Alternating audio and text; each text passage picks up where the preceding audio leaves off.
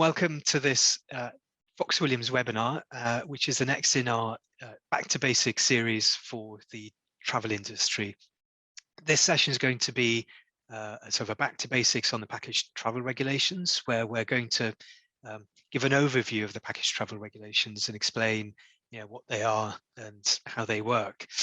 My name is Rhys Griffiths. I'm a partner and the head of the travel team at Fox Williams, and I'm joined today by Lucy England, who's a partner in the travel team, and Jessica Howard, who is an associate in the travel team.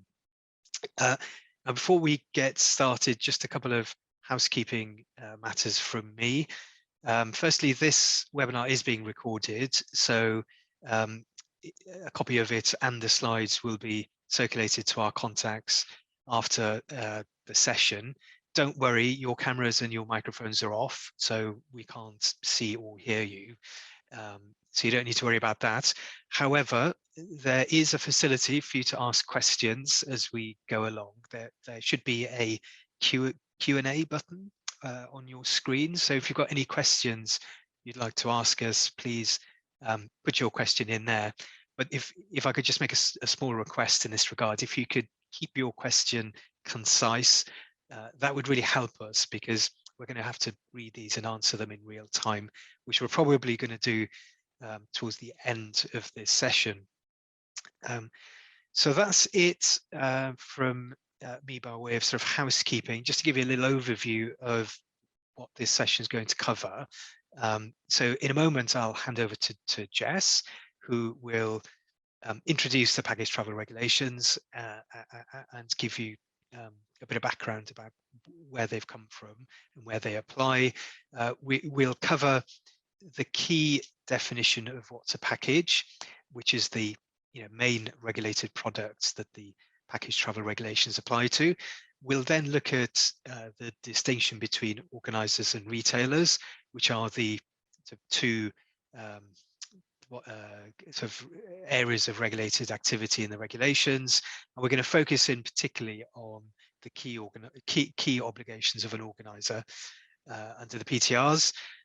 We'll then, after that, probably just touch upon linked travel arrangements and the obligations of facilitators under the LTA regime, before we touch upon Brexit and explain how that's affected the package travel regulations, before we finish by just mentioning things which are coming down the pipeline and some reforms which are happening at the UK and the EU level with the package travel regulations. So that's it from me by way of introductions. If we can have the next slide, please, and I'll hand over to Jess. Thanks, Rhys. Morning, everyone. So as Rhys mentioned, I'll be providing a brief introduction and overview of the package travel regulations. I'll explain the scope of the regulations, and we'll introduce the key players, the organizer and the retailer. So the first question is, where do the PTRs come from? So they were transposed from the 2015 EU Package Travel Directive and came into force in the UK in July 2018. And they replaced the package travel, package holidays, and package tour regulations in 1992. Now, the regulations acknowledge that there are lots of different ways to book travel arrangements, especially via the internet, which is now the new dominant way to sell holidays, rather than the traditional bricks and mortar travel agent stores. And not only do the PTRs more accurately reflect the way in which holidays are sold, but they aim to give greater protection to consumers when things go wrong. And as you can see from the slide, the PTRs regulate the sale of both packages and linked travel arrangements, or LTAs, which were not actually previously covered by any legislation. And as Rhys said, we will speak about that in a bit more detail later on. Given that the UK has made this national law, anyone selling packages or LTAs to customers in the UK has to comply with the provisions of the PTRs. However, it's not all packages and LTAs that are covered by the regulations, and it should be noted that there are several exemptions, which you can see on the slide. So firstly, any packages and LTAs that last less than 24 hours and do not include overnight accommodation will not be covered. If there is overnight accommodation, then it would be a package and would therefore be regulated. Any business travel is not covered by the regulations, and also any packages or LTAs that are organised occasionally and on a not-for-profit basis for a limited group of travellers would also not be covered. So an example of this might be a one-off trip arranged by a club for its members. Next slide, please, Jess. So what is a package? A package holiday is the combination of two or more different types of travel services, which are combined for the same trip or holiday.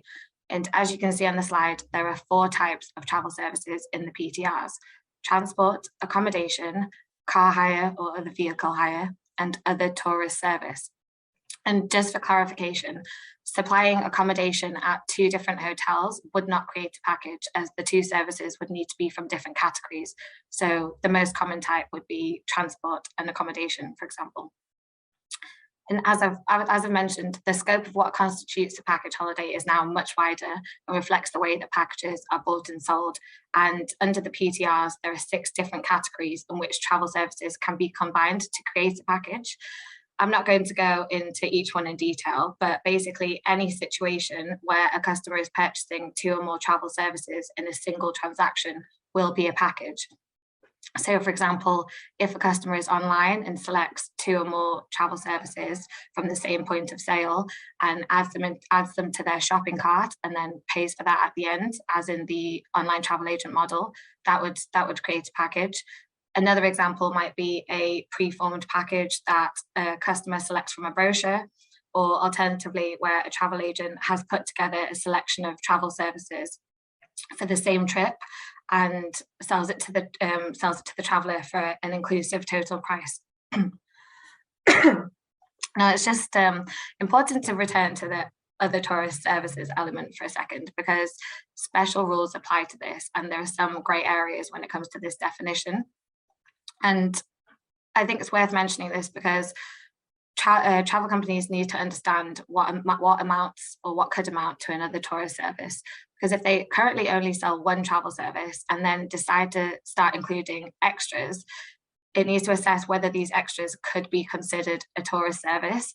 And if the answer is yes, then a package is being created and they need to comply with their obligations under the PTRs, which Lucy will talk about after me. And helpfully, tourist services are not actually defined in the PTRs, but we know that they are services which are not intrinsically part of the other travel services already included in the package. And as you can see from the slide, there are 2 ways to assess if something is a tourist service. So tourist services will be caught by the PTRs if either they account for a significant proportion of the total value of the travel services, or they represent or are advertised as an essential feature of the holiday. And it's hard to know what essential and significant proportion mean, but the EU Package Travel Directive states that if the other tourist service accounts for 25% or more of the value of the package, then that's indicative that it is a significant proportion. And many in the industry have called for clarification on the definition of other tourist service, and this is one of the areas that BEIS is currently reviewing. And at the end of the session, as Reece mentioned, he'll briefly discuss various consultations and reform. And then the last point on the slide is just more of an FYI that cruises are a package, as they cover 2 travel services, both transport and accommodation, and may also provide other tourist services. Next slide, please, Jess. So in terms of legal obligations for package sales, these vary depending on the role. So whether you're a package organizer or a retailer. So an organizer is the company which does the packaging of the travel services. Organizers can be travel companies who combine different travel services to form a package, which is then sold or offered for sale to consumers. And examples would include traditional tour operators like TUI and Jet2 Holidays. Alternatively, travel companies that provide the facility or the platform for customers to combine different travel services themselves to form a package are also organizers.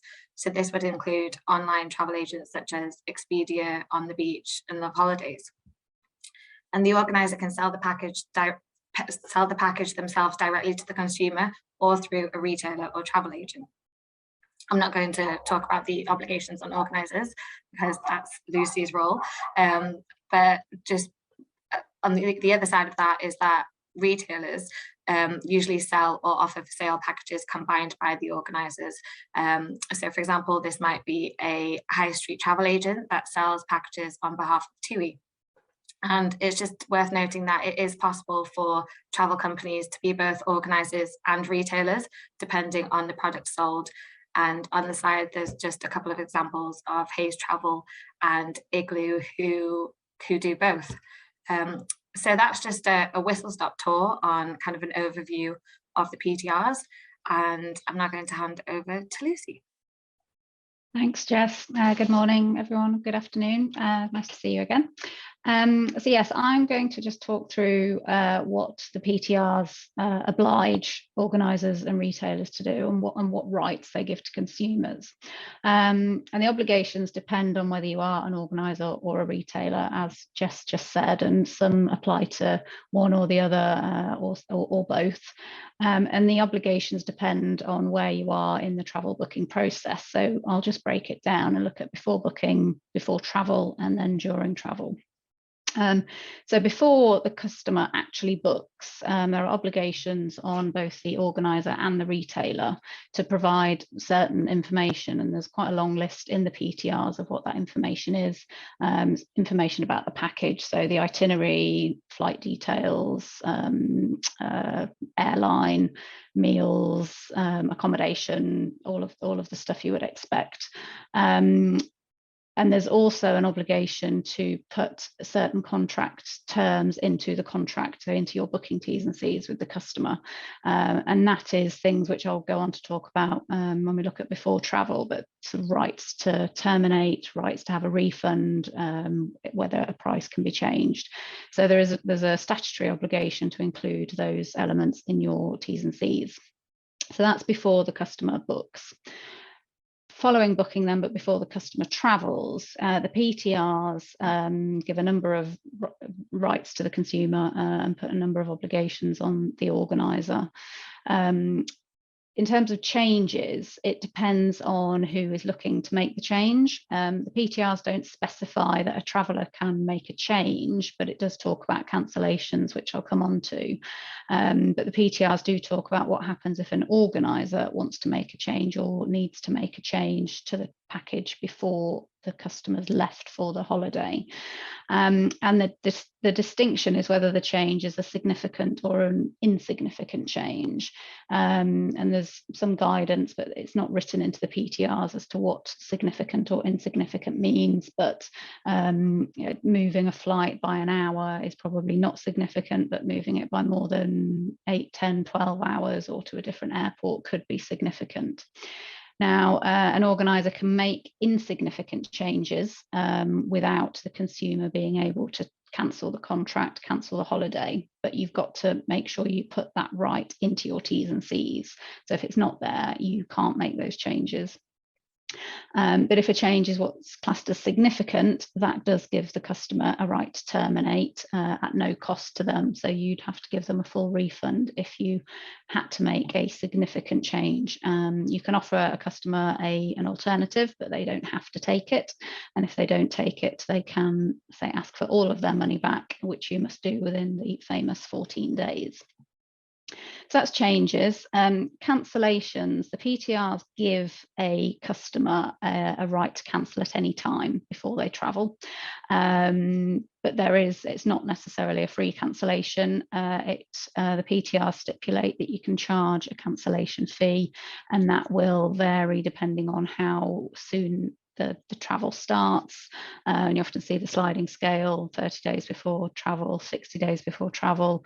But you have to consider whether you can resell that holiday, basically, whether you can redeploy the resources is what it says. And so what you usually find in T's and C's is, like I say, this sliding scale, which is, shouldn't just be figures plucked out the air. They have to be numbers, a monetary amount that's defendable, and should be based on how you, what your loss as an organizer would be if there was a cancellation. What next? Refunds.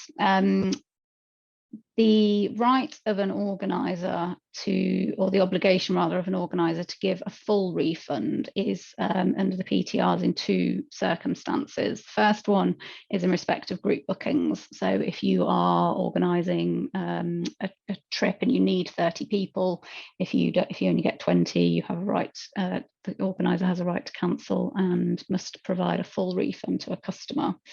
The other circumstance which the PTRs talks about is what has become the infamous unavoidable and extraordinary circumstance, which got tested to the max during COVID. If an organiser is prevented from performing the contract because of an unavoidable and extraordinary circumstance, then the organiser must provide a full refund to the traveller.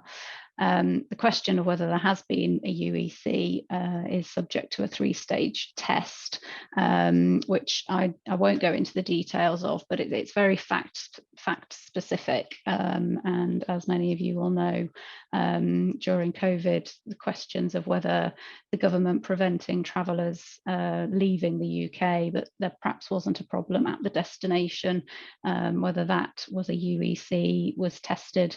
Also, when airlines were the flights were actually going, but passengers weren't actually allowed to leave their house and get on them, whether that amounted to a UEC was tested, and so it was very fact specific, customer by customer. But the upshot is, if it is a UEC, the customer is entitled to a full refund and doesn't have to pay a cancellation charge. So that's sort of ingrained in the PTRs, and anything over and above those rights is up to an organiser can offer better terms than that, and some do. But one thing we always say to clients is, you don't have to give more than that. And there's sort of a lot of analysis now done on T's and C's to make sure that they don't give more than they have to, in case something like the last couple of years happens again. So the last one to mention before travel is that a customer has a right to transfer its package, transfer the holiday to another person in certain circumstances, and the organiser must accommodate it.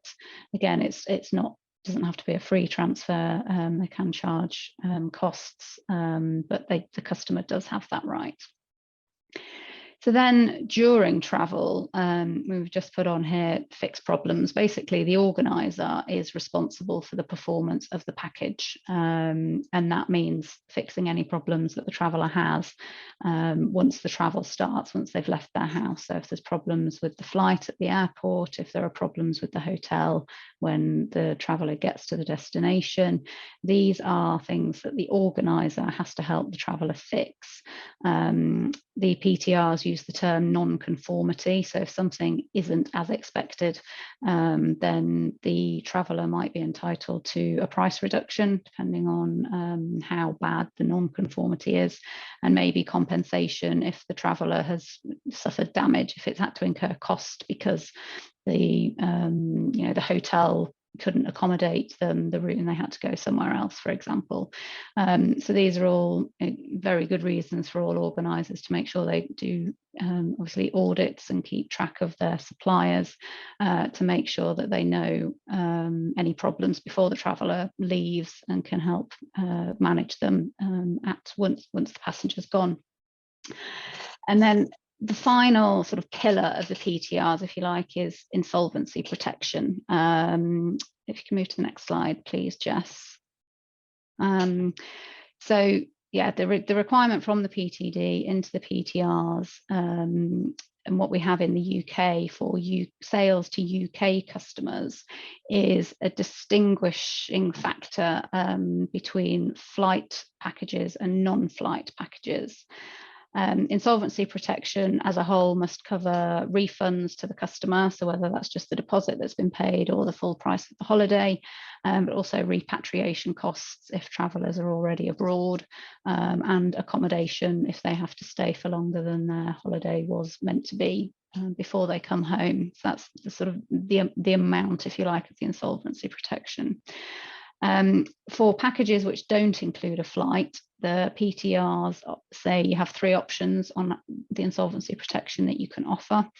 First one is bonding, and that has to be with an approved body which oversees the bonding process. And there's now only two in the UK, that's ABTA and ABTOT, the Association of Bonded Travel Organisers Trust. That's the first option. The second option for insolvency protection is insurance, a financial failure insurance of the organiser.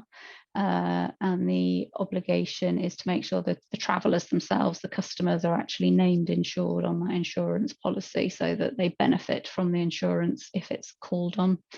And then the third option for non-flight packages is a trust account, so ring fencing customer monies. And if transport's included, then you've got to have repatriation insurance as well. So they're your options for non-flight. And then for flight inclusive packages in the UK, we have the ATOL regime. Organisers must pay into the ATOL regime, have an ATOL license, and that we spoke about at our last webinar. So I won't say any more about that here, but if you'd like to know more and you've not got the recording of that, let us know and we'll send it to you. So I'll now hand off on to Reese, who's going to talk about LTAs, Brexit, and what changes are coming up in the system. Thanks, Lucy. Yeah, so LTAs, the sort of unloved child of the package travel regulations, really. They were designed by the European Commission to try to capture what the Commission thought was a sales model which was sort of similar to packages, slightly different, but they thought that there ought to be an element of regulation around these LTAs. And they're basically formed where, again, you've got the customer buying two or more different travel services, and Jess spoke earlier about the different travel services that we have. So they're exactly the same in this context. And for an LTA to be formed, the customer has to buy those two different travel services in one of two different ways. So the first kind of LTA is a situation where a customer goes to a website or somebody's shop, so their point of sale, and the customer selects one travel service, so let's say accommodation, pays for that travel service, and then without leaving the shop or the website and in a completely new transaction, decides to select a flight or car hire, another travel service, books that and pays for that. So it's basically a situation where the customer is, just making two completely separate transactions, but during the same visit to the shop or to the website. Pretty uncommon, I would suggest, but it's always possible if a website has different tabs, a flight tab, a hotel tab, a car hire tab. It's always possible for LTA ones, as I would describe them, to be formed in that situation, because a customer could click on the flight tab, go through the booking process for that, and then go back to the home page, click on the hotel tab, and then go through the booking process for that. And that would be an LTA one.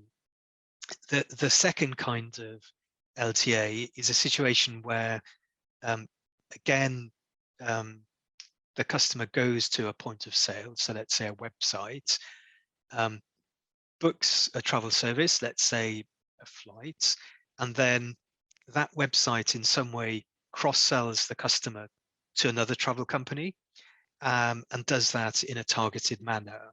So the classic example of this is a situation where at the end of the booking process for the flight, either on the confirmation of booking screen or in a confirmation of booking email, there is some sort of cross-sell to the customer to say, hey, why not buy accommodation with this accommodation supplier to go with your flight? So that would be a cross-sell made in a targeted manner. So if the customer then clicks on that link, goes to the accommodation provider, and then books accommodation within 24 hours of the first booking, of the booking for the flight, then that would be an LTA too. And as I've said, the most common LTA2 model is really that kind of targeted ad in the confirmation of booking email, which is sent to the customer, and it's particularly common with the low-cost carriers, where they would encourage the customer to click on a link to go to an accommodation provider to book their flight. So that would be the second type of LTA. Can we have the next slide, please, Jess? So if the customer buys an LTA, what does the travel company have to do? Well, so the company which facilitates the LTA, so that will either be in the first kind of LTA, the website or the shop, and in the second kind of LTA, it's the company that does the cross-selling to somebody else. So there's basically two obligations on that facilitator. The first one is that the customer has to be given a bit of information. There's a mandatory form which is attached at the back of the package travel regulations, and that just has to be given to the customer before they enter into an LTA, which gives them a bit of information about what an LTA is, what protections they've got, and particularly the insolvency protection in place. And the second thing that facilitators need to do is to arrange insolvency protection for the LTA. Now, the facilitator only has to protect the money that they actually take. So in the first example I gave you of a customer making kind of multiple transactions with the same website, if the website is receiving payments for both elements, so for the flights and the accommodation, then the facilitator would have to arrange insolvency protection for all of that. Whereas in the second example I gave you, where let's say you take the payment for the flight, but then you cross-sell the customer to somebody else, and the customer goes off to somebody else, buys accommodation from an accommodation provider and pays the accommodation provider, the facilitator only has to protect the money that they took, which in that example is the flight money. So there's a more limited insolvency protection there for the customer. And again, in terms of the option, the option for LTAs is the same as for non-flight packages. So it's either bonding, financial failure insurance, or a trust account. Next slides, please. So Brexit. I suppose the first thing to say is we have a version of the PTRs which should be the same as the PTRs in all EU member states, because it's all derived from a European directive which had to be implemented by all member states, including the UK at that time in 2018. So if you look at the travel laws in other EU member states, you'll find the package travel regulations there. So if you're a UK company selling to customers in EU member states, you have to comply with the PTRs. So all of the protections that Lucy mentioned earlier will apply to that consumer in Germany or France or wherever. The key issue with Brexit is around insolvency protection. So before Brexit, travel companies in the UK could use their UK insolvency protection arrangements to sell to consumers all across the EU.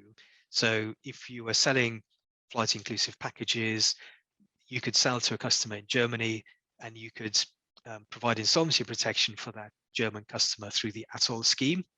So that was a big sort of simplification measure brought in by the package travel directive, which was generally seen as a good thing.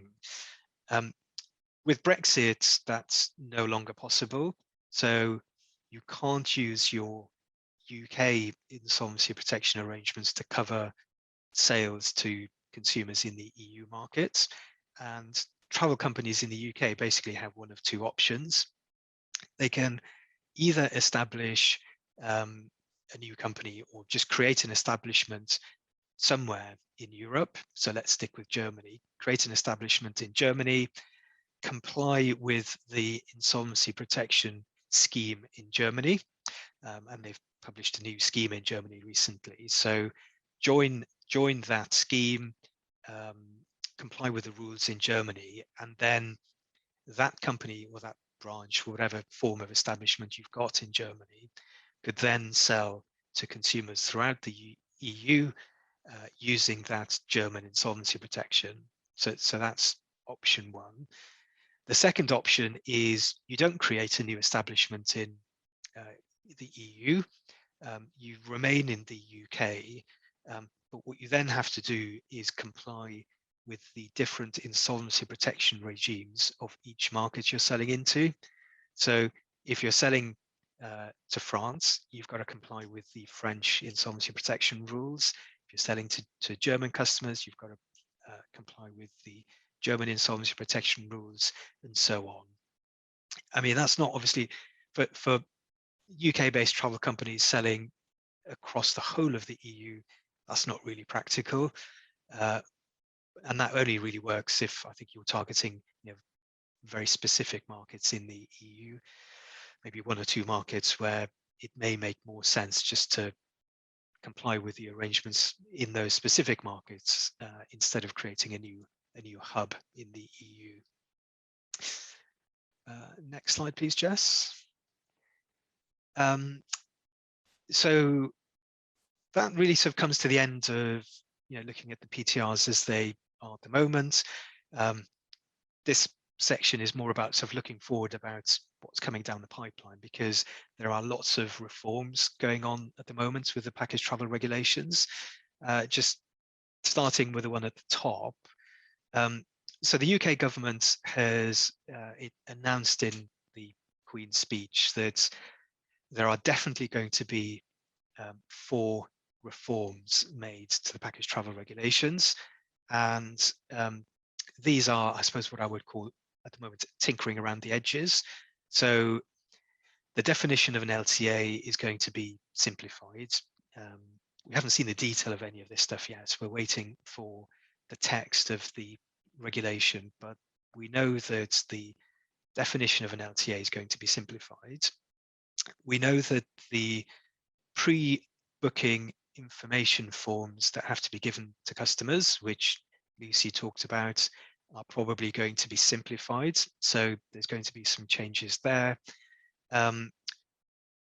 With insolvency protection, the government is interested in introducing greater mix and match possibilities. We haven't seen the detail yet, but I think what this is going to be is an ability to use a trust account and a bond, for instance, to cover, so to cover some of the customer's money using a trust, some of it using a bond, provided that the whole of the customer's booking is protected. That's sort of mix and match option is likely to be introduced by these reforms. And then the last area, and the fourth and last area, is Jess talked earlier about how if you combine another tourist service with one of the other travel services, so let's say accommodation, at the moment we have this rule which says the other tourist must either be 25% of the total value for it to be a package, or alternatively the other tourist service needs to be an essential feature of the whole thing in order for it to be a package. So we've got one quite clear criteria, the 25%, and one sort of slightly nebulous concept where you've got to figure out whether the other tourist service is an essential feature of the combination. That's going to be changed so that the government's going to do away with the 25% rule and just leave the essential feature test. So I think that's going to lead to a bit more uncertainty about when packages are formed in this situation. But anyway, that's what's happening. The other thing which has happened quite recently is BEIS have said that depending on the time available and depending on parliamentary time, they may look at making other changes to the package travel regulations. And they carried out a very informal survey over the last 2-3 weeks of relevant stakeholders in the industry to ask them which areas of the PTRs do you think we should look at. So they're sort of canvassing opinions at the moment around what are the key areas of the PTRs which need reforms.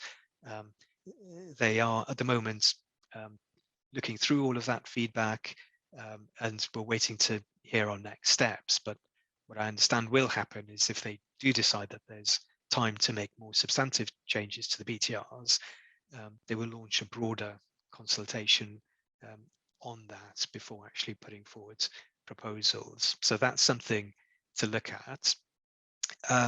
Just very quickly, and sticking with the UK, BEIS have said that they would produce a guidance note for consumers on the package travel regulations, which could be quite significant if they decide to tackle some of these grey areas which exist in the regulations, and take a position on them.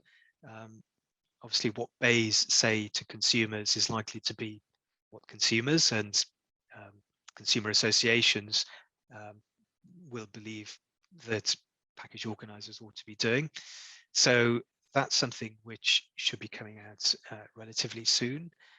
And the last thing to mention on this is just on EU reforms. The European Commission is carrying out a root and branch review of the Package Travel Directive. This is quite a long project, which is already taken quite a long time and is going to take the rest of this year for them to complete their consultation, speak to stakeholders, and look at ways of improving the Package Travel Directive. So I think we're looking to receive a proposal from the European Commission at the end of this year, where they will say, this is how we propose to change the Package Travel Directive. And like I said, they're looking at a complete root and branch review and tackling some of the really important issues. They're looking at the interplay between package organisers and airlines when it comes to refunds. They're looking at the status of vouchers and whether they should be protected. They're looking at other issues concerning how quickly customers should be refunded. So they're looking at absolutely everything. So that's something to keep an eye on for those selling into other European markets. Next slide, please, Jess. So that brings us to the end of the presentation section. I'm just going to click quickly on to the Q&As here because we have had some questions come in. And I think this first one is probably for Jess, which is to do with hotels and transfers. So somebody's asking, we sell hotels with a transfer from the airport to the hotel. Is this a package? So no, that wouldn't be a package because the Package Travel Directive says that airport transfers should be considered as minor transport services. And so they're just part of the accommodation booking, and the transfer wouldn't be a travel service in its own right. So when booked with the accommodation, it wouldn't create a package holiday. Thanks very much, Jess. And then this next one, I think I'll answer this one. I think it's already been dealt with, but somebody says if we sell a travel component, and I think they mean transport, on our website, but have an affiliate link on our website where a customer can click through to an accommodation provider, or we called by the PTRs. And I think this is if it's anything, it's an LTA2. So it's obviously a situation where one travel service is sold on the website, the customers being cross-sold to somebody else.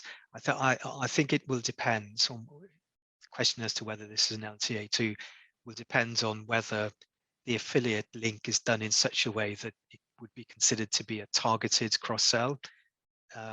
There is a bit of a grey area here, but if you just, you can make general advertisements available on your website without necessarily creating LTA2s.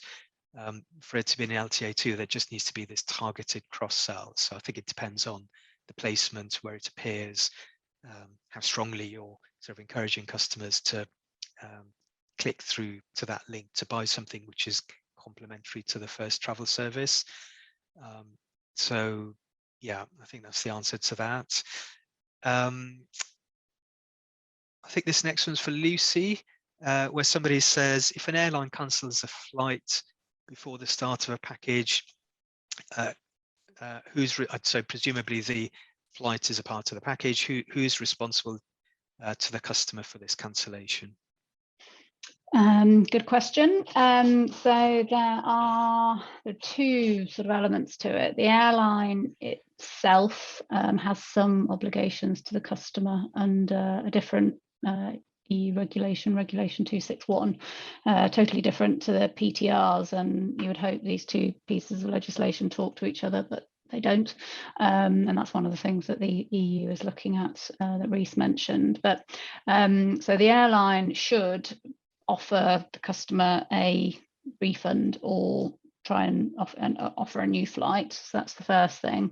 But what sits alongside that is the organizer, who is responsible for the whole package, has an obligation to provide the package. So that would mean the organizer's got to look at trying to find a different flight, which you would hope the airline is offering anyway.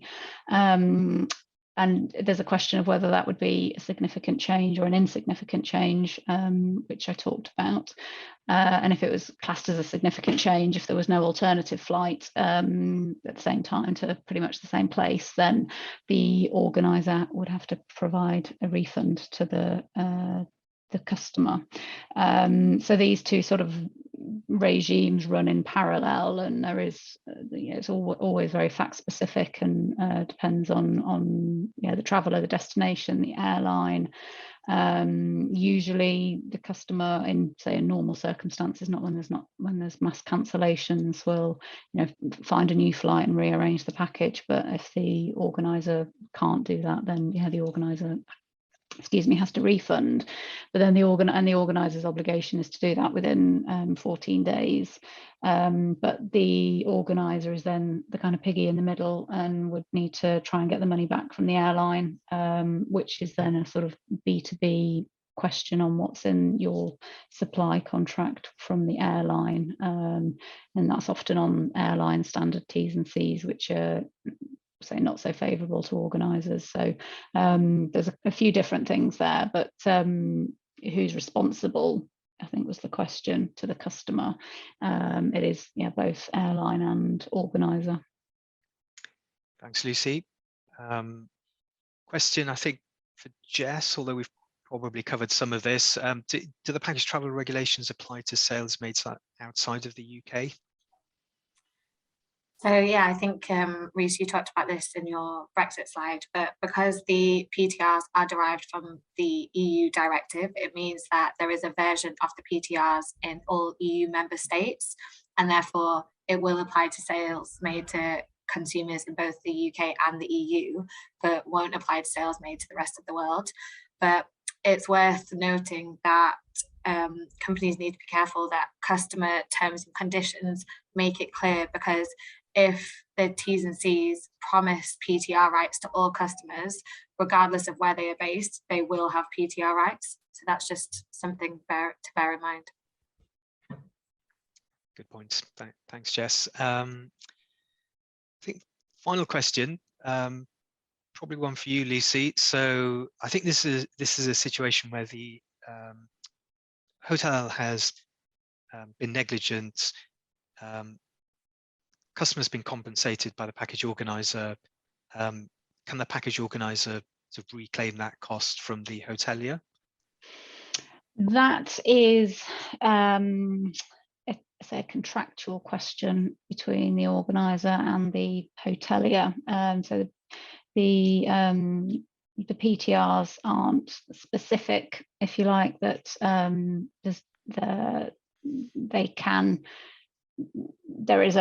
hotelier has to refund. So that you need to, this is one of the things we often find when we advise, say, digital platforms who are selling packages. There isn't always this appreciation that even as a platform, you've never been to the hotel, you're just providing a digital service, you are actually responsible for what the hotels do, and their negligence if something went wrong during a holiday. So there's that, and there's often, sort of going off a little bit, but the kind of health and safety angle, which digital platforms don't often think about, but you can't avoid. So yes, the organizer will need to rely on its contract with the hotel. There is something in the PTRs which says organisers can reclaim costs from suppliers, which is helpful. It's been tested in a couple of different jurisdictions, in Ireland specifically, I think, but so that does help, but it can be challenged by hotel providers or airlines if you were talking about a flight. So there's the sort of two prongs again to this. There's the contracts angle, and there's the PTR side, which is helpful but not kind of fail safe.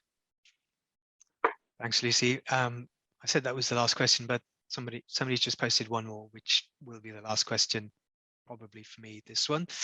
Can you touch on the two different transactions outside of 24 hours? So I think this is a question about a customer going to a travel company and buying two transactions, but 24 hours or more between each transaction. I think, from a PTR perspective, that's not a linked travel arrangement. It shouldn't be a package. The only note of caution about this is to make sure that when the customer buys the second travel service, that you're not sort of amending the first booking to create a package, and the second travel service is sold in a way which is completely standalone to the first one. So I think that provided you achieve that, that shouldn't be a regulated sale. So that will just be a sale which is governed by normal customer terms and conditions. So hopefully that answers that question. So I think that's it. I think that's the end of the questions. That's the end of the presentation. So if I could thank Lucy and Jess for participating. Thanks everyone for joining. Like I said earlier, we will be circulating a copy of this recording and also a copy of the slides. So that should be coming out pretty soon. And in the meantime, thanks very much and enjoy the rest of your day.